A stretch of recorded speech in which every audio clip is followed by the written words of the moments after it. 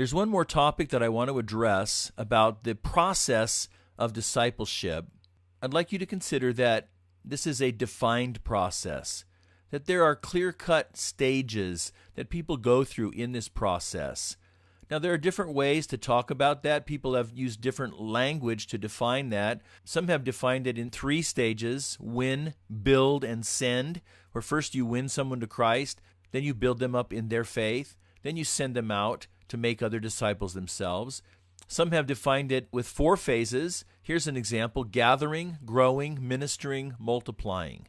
Here's another one: investigator, believer, servant, discipler. You can see the progress through those series of phases from someone who doesn't know Christ yet but is thinking about faith to someone who's actually building into the lives of others.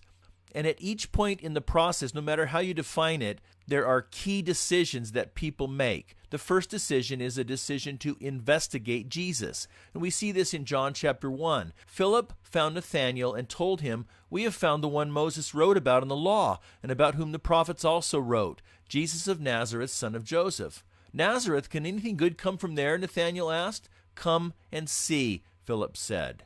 He was inviting him to just come and begin to investigate Jesus and the claims that Jesus was making. Now, the second key decision that moves a person into the next phase is a decision to actually follow Christ as Lord and Savior. Matthew chapter 4, as Jesus was walking beside the Sea of Galilee, he saw 2 brothers, Simon called Peter and his brother Andrew. They were casting a net into the lake, for they were fishermen. "Come, follow me," Jesus said, "and I will send you out to fish for people." At once they left their nets and followed him. So what happened was that these men had been investigating Jesus, and they made a decision that now they're going to follow him. The third decision that people have to make to move forward in this process of discipleship is a decision to serve. And you can see an example of this in Matthew chapter 15. Jesus called his disciples to him and said, "I have compassion for these people. They have already been with me 3 days and have nothing to eat. I do not want to send them away hungry, or they may collapse on the way." His disciples answered, "Where could we get enough bread in this remote place to feed such a crowd?" "How many loaves do you have?" Jesus asked.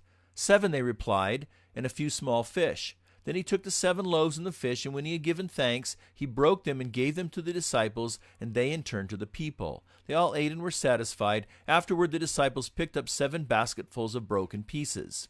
Now, there are a lot of lessons to learn in this miracle of the feeding, but the point I want to show you today is simply that Jesus intentionally gave the disciples opportunities to choose whether they would be servants or not. And then the final decision in this process is a decision to go from being just a believer, being a servant, to the place where you begin to make disciples yourself.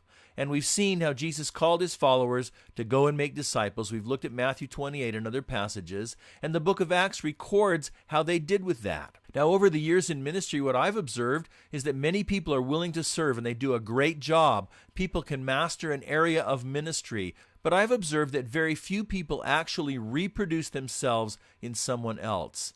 Very few people actually mentor someone else to grow in their faith or help someone else master that area of service that they've learned, along with the heart and the attitude, the motivation and the skills, and all the things that they've learned about ministry.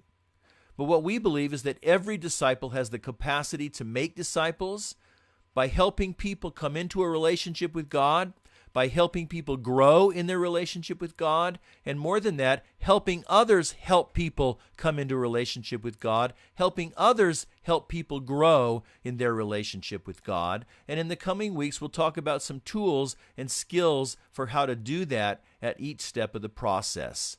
So why don't you take a minute now and look at the discussion questions about the stages of discipleship.